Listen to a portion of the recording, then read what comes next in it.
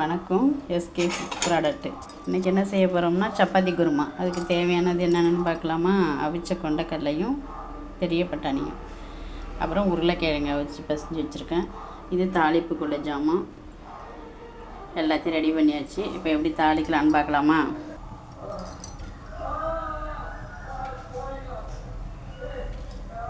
கொஞ்சமாக எண்ணெய், தாளிப்பு ஜாமான்,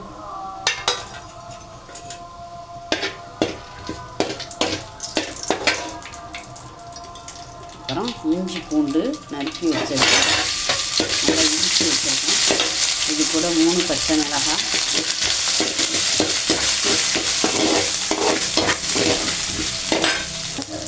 சின்ன வெங்காயம், பெரிய வெங்காயம்,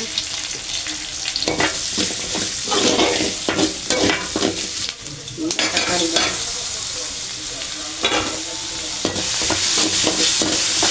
எல்லாத்தையும் நல்லா வதக்கிடுவேன். ரொம்ப மெரூன் கலர் வர வரைக்கும் வதக்கக்கூடாது. குருமாவுக்கு கலர் மாறும். இப்படி கலர் மாறாமல் வதக்கி விட்டுட்டே இருக்கணும். அப்புறம் கரெக்டான டேஸ்ட் இருக்கும். இப்போ நமக்கு இதுக்கு தேவையான அளவு தண்ணி சேர்த்துடும். இதுக்கு தேவையான அளவு கல் உப்பு.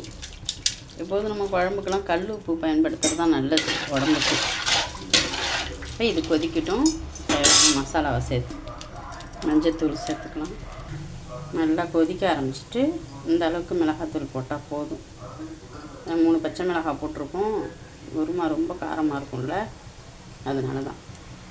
உப்பு போட்டாச்சு. எல்லா வேலையும் முடிஞ்சிட்டு. இப்போ அவிச்சு வச்சுருக்க உருளைக்கிழங்கு கடலையும் போட்டுற வேண்டியதான்.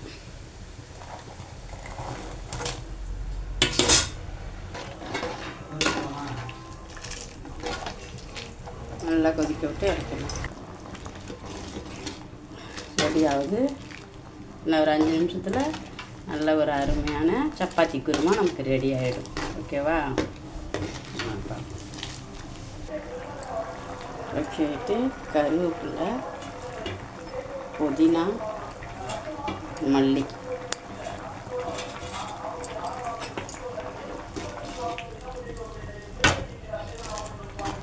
சூப்பராக ரெடி ஆகிட்டு, அருமையான வாசம், நல்லா இருக்குது. சூப்பர் வாசம். ஓகே ஓகே, செஞ்சு சாப்பிட்டு பார்த்துட்டு எப்படி இருக்குன்னு எனக்கு சொல்லுங்கள். ஓகேவா? Okay, thank you.